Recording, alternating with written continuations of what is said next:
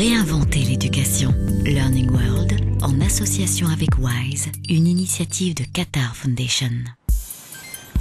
Trouver comment financer ses études, c'est déjà un apprentissage. Comment s'en sortir quand des bourses ou des aides ne sont pas disponibles ou bien ne suffisent pas? Plusieurs options existent.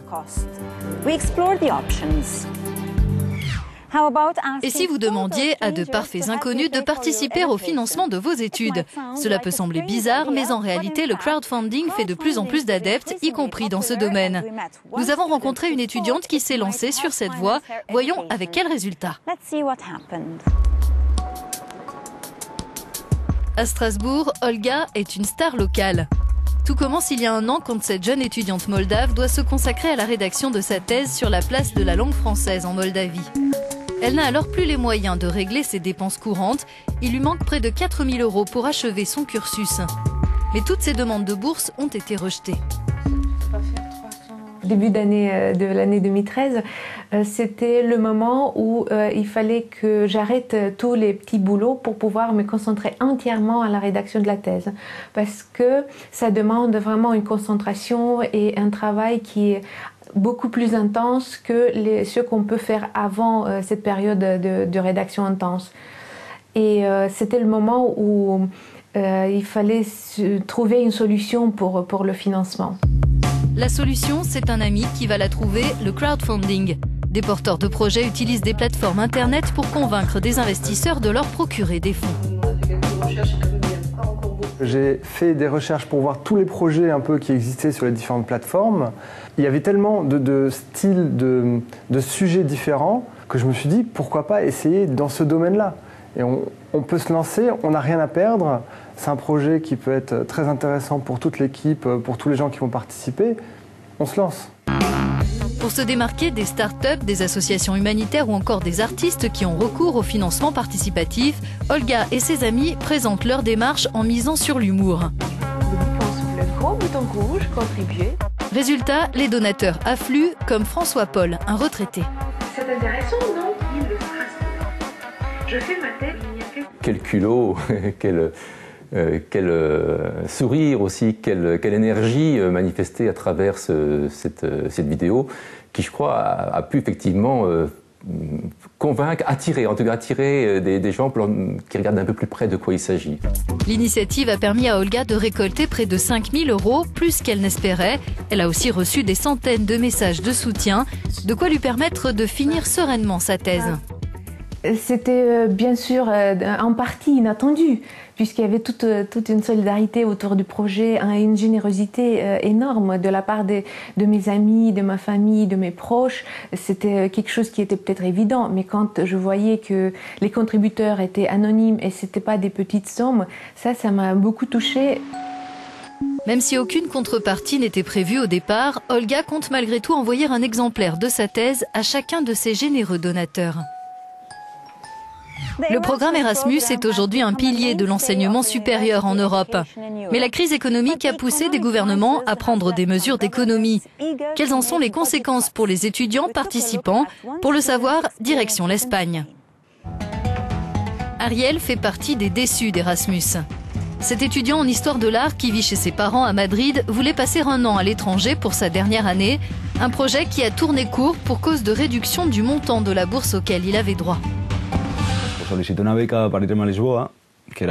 J'ai demandé une bourse pour partir étudier à Lisbonne, une destination peu coûteuse et réaliste. Mais au final, je n'ai pas pu y aller parce que la bourse qui m'était accordée était de 170 € par mois.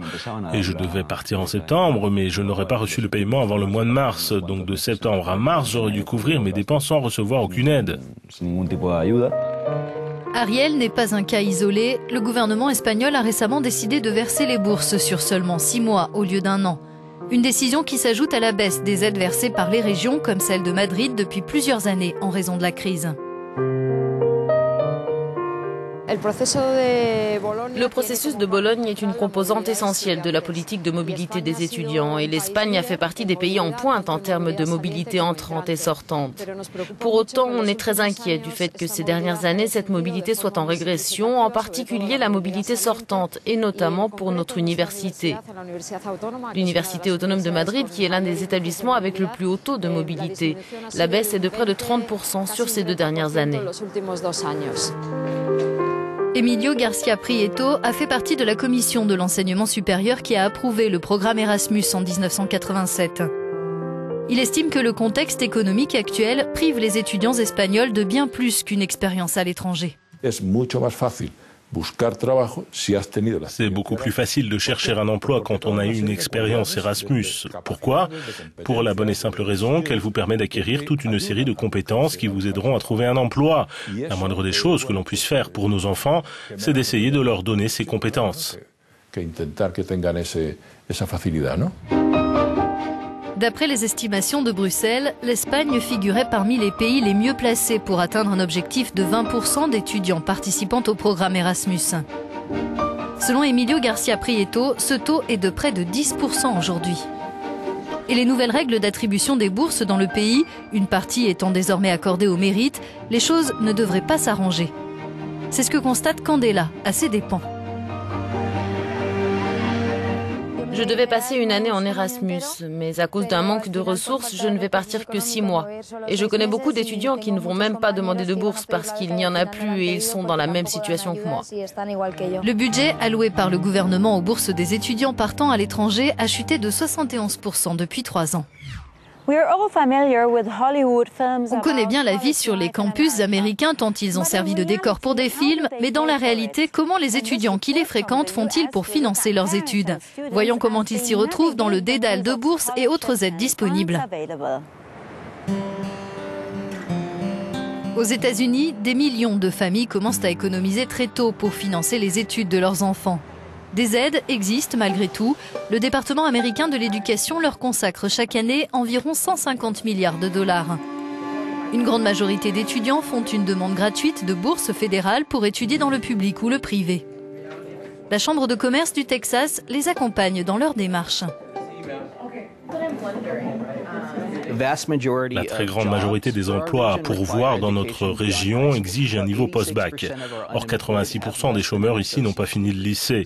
Donc, en les aidant à financer leurs études, on renforce leurs opportunités en matière d'éducation, mais aussi en termes d'insertion professionnelle dans la région.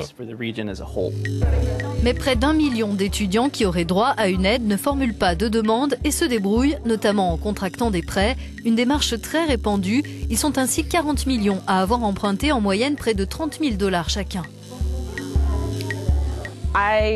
Je pense que ça peut être une charge très lourde pour des familles aux faibles revenus de payer pour les études de leurs enfants.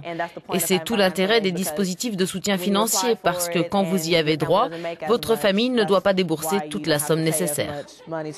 Alternative low cost, les community colleges. L'inscription dans ces établissements qui proposent des cursus en 2 ans est en moyenne 75% moins chère qu'à l'université. On donne aux étudiants une seconde chance. Ils peuvent être issus d'un contexte familial ou social défavorisé. En majorité, ils commencent par travailler pour faire des économies et se payer des études. Et certains d'entre eux peuvent par la suite avoir droit à une bourse. Roselyne est arrivée du Salvador il y a près de 3 ans et après avoir appris l'anglais, elle a fait une demande de bourse. Aujourd'hui, elle étudie gratuitement l'informatique appliquée à la médecine légale. Si je n'avais pas eu d'aide, je pense que je n'aurais pas pu faire d'études parce que je n'ai que ma mère et elle doit payer le loyer, l'électricité, le gaz, les courses, la nourriture. Et elle ne peut pas me payer des études, c'est trop cher. Même si des aides fédérales et des prêts à taux réduits existent, les études supérieures représentent un fardeau financier pour des millions d'Américains. Elles sont aujourd'hui 5 fois plus chères qu'il y a 30 ans.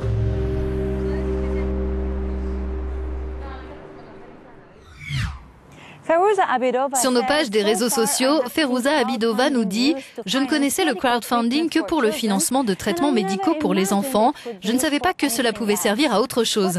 Et vous, que pensez-vous du crowdfunding? Faites-le nous savoir. C'est tout pour aujourd'hui. À bientôt. Goodbye. Learning World, en association avec WISE, une initiative de Qatar Foundation.